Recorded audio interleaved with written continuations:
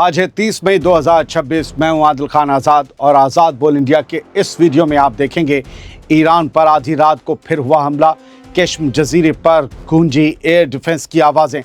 Deal की चर्चा के बीच ईरान ने डोनाल्ड ट्रंप को दिया खुला चैलेंज, कहा मैदान हमने जीता तो शर्तें भी हमारी चलेंगी। डोनाल्ड ट्रंप की धमकियों पर भड़का ओमान, अमेरिकी दादागिरी के आगे झुकने से किया साफ इनकार, देगा ईरान का साथ। रूस और नाटो मुल्कों के बीच बड़ा भयंकर डिप्लोमेटिक टकराव, हमले के बाद रोमानिया ने रशियन डिप्लोमेट्स को निकाला बाहर। और सूडान में ईद की छुट्टियों पर भी नहीं रुका भयानक खून खराबा, आरएसएफ ने 27 बेगुनाह लोगों को उतारा मौत के घाट। शुरुआत करते हैं इस शो की एक बड़ी खबर के साथ। ईरान पर 30 मई की आधी रात के करीब फिर से हमला हुआ है। इस वीडियो में आपको अंधेरे के बीच ईरानी एयर डिफेंस की आवाज़ें सुनाई दे रही होंगी, कुछ रोशनी भी दिखाई दे रही होंगी। वो इंटरसेप्टर्स हैं जो ईरान ने दागे। बताया जा रहा है कि ये कार्रवाई केश्म नाम के जजीरे, केश्म नाम के आइलैंड के पास की गई है। तस्नीम न्यूज़ एजेंसी ने रात को लिखा कि ईरानी फौज के एयर डिफेंस ने दुश्मन के छोटे ड्रोन मार गिराए। दोस्तों, केश्म आइलैंड कोई मामूली जगह नहीं है। ये स्ट्रेट ऑफ हॉर्मुज़ के मुहाने पर मौजूद ईरान का सबसे बड़ा आइलैंड यानी कि जजीरा है और इसे ईरान की सबसे अहम फौजी जगहों में से एक माना जाता है।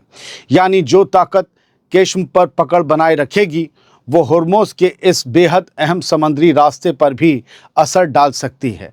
और यही वजह है कि वहाँ होने वाली कोई भी फौजी हलचल अब सिर्फ एक छोटा मामला नहीं मानी जा रही, ख़ास तौर पर ऐसे वक्त में जब गल्फ़ के इलाके के अलावा हॉर्मुज़ और ईरान को लेकर पहले ही टेंशन ख़तरनाक लेवल पर पहुँच चुकी है। यानी दोस्तों, अगर केश्म आइलैंड के आसपास सच में लगातार ड्रोन और एयर डिफेंस की हलचल बढ़ रही है तो इसका मतलब है कि हॉर्मुज़ के आसपास हालात अंदर ही अंदर और ज़्यादा गर्म होते जा रहे हैं।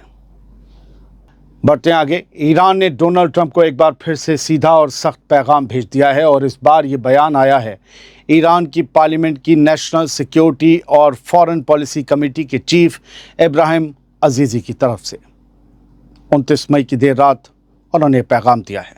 अजीज़ी ने एक्स पर लिखा कि ट्रंप को ये समझ लेना चाहिए कि मैदान में जीत ईरान की हुई है, इसलिए शर्तें भी ईरान ही तय करेगा।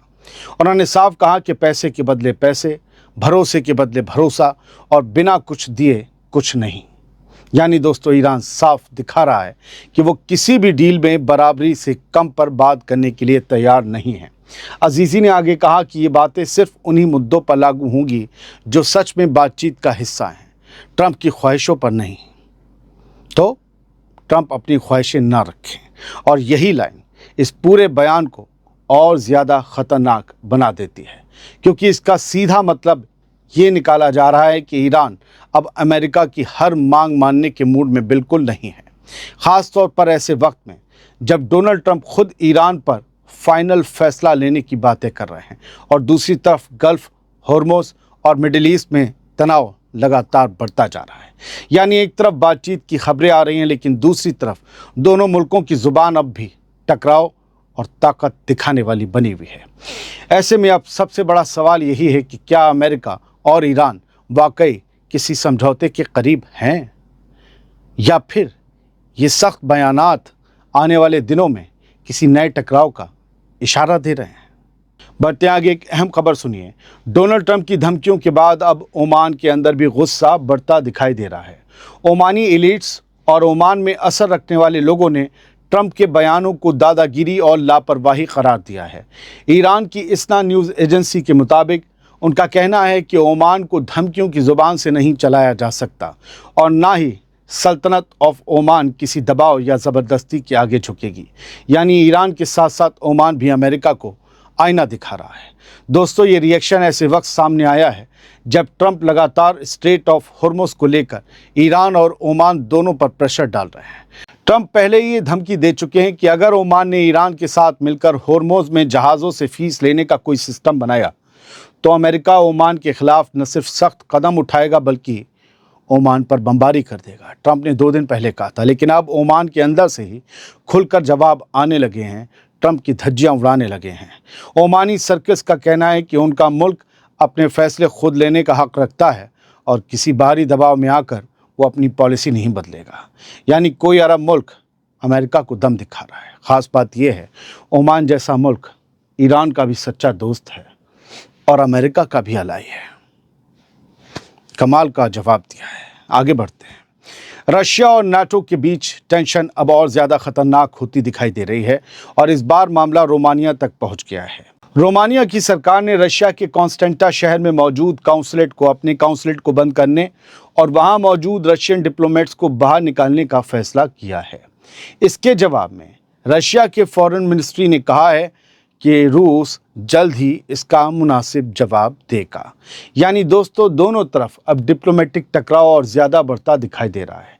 इधर रशिया की सिक्योरिटी काउंसिल के डिप्टी चीफ दिमित्री मेदवेदेव ने भी यूरोपियन मुल्कों को खुली वार्निंग दे डाली है और ये वार्निंग अपने आप में बेहद ख़तरनाक है। मेदवेदेव ने कहा कि ड्रोन्स आगे भी यूरोपियन मुल्कों के अंदर पहुंचते रहेंगे। क्यों कहा? क्योंकि रूस का एक ड्रोन कहा जाता है यूक्रेन की तरफ दागा गया, लेकिन वो रोमानिया में गिर गया, इसलिए रोमानिया नाराज़ हुआ। तो मेदवेदेव, रूस के बड़े लीडर, वो ये कह रहे हैं कि ड्रोन्स आगे भी यूरोपियन मुल्कों के अंदर पहुंचते रहेंगे और वहाँ के लोग सुकून की नींद नहीं सो पाएंगे। ये अपने आप में यूरोप को एक खुली धमकी है। दोस्तों, यह बयान ऐसे वक्त आया है जब नेटो ने रशिया पर लापरवाह हरकतों का इल्ज़ाम लगाया है। रोमानिया का कहना है कि यूक्रेन पर किए गए एक रशियन ड्रोन हमले के दौरान एक ड्रोन उसके इलाके में आकर अपार्टमेंट बिल्डिंग से टकरा गया रोमानिया में। इसके बाद नेटो ने कहा कि वो अपने अलायंस के हर हिस्से की हिफाजत करेगा। यानी रोमानिया नेटो का हिस्सा है, तो रोमानिया की हिफाजत कौन करेंगे? तमाम नेटो मुल्क, ये कहा गया। यानी दोस्तों, यूक्रेन वॉर अब सिर्फ यूक्रेन तक महदूद नहीं दिखाई दे रही, बल्कि उसका असर धीरे धीरे नेटो के मुल्कों के अंदर तक पहुंचने लगा है और यही वजह है कि यूरोप में डर और तनाव लगातार बढ़ रहा है। अब सबसे बड़ा सवाल यही है कि क्या रोमानिया वाला मामला नेटो और रशिया के बीच नए टकराव का रास्ता खोल सकता है, या फिर ये टेंशन सिर्फ धमकियों और जवाबी बयानों तक ही महदूद रहेगी? एक और बड़ी खबर सुनिए सूडान से।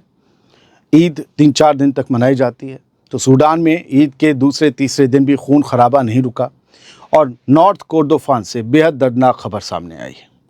सूडान डॉक्टर्स नेटवर्क के मुताबिक रैपिड सपोर्ट फोर्सेस यानी बागी RSF ने 12 शहर के मगरिब में मौजूद अलमर्रा इलाके के कई गांवों पर हमला किया, जिसमें कम से कम 27 आम लोग मारे गए। जैसे तैसे ईद की खुशियां वो मना रहे थे। मरने वालों में बुजुर्ग लोग भी शामिल बताए जा रहे हैं। रिपोर्ट्स के मुताबिक हमले के वक्त इन गांवों में किसी तरह की कोई मिलिट्री मौजूदगी नहीं थी, सूडानी आर्मी नहीं थी। यानी दोस्तों, निशाना सीधे आम लोगों और रिहायशी इलाकों को बनाया गया। सूडान डॉक्टर्स नेटवर्क ने इस हमले को बेगुनाह लोगों के खिलाफ एक नया जुर्म बताया है।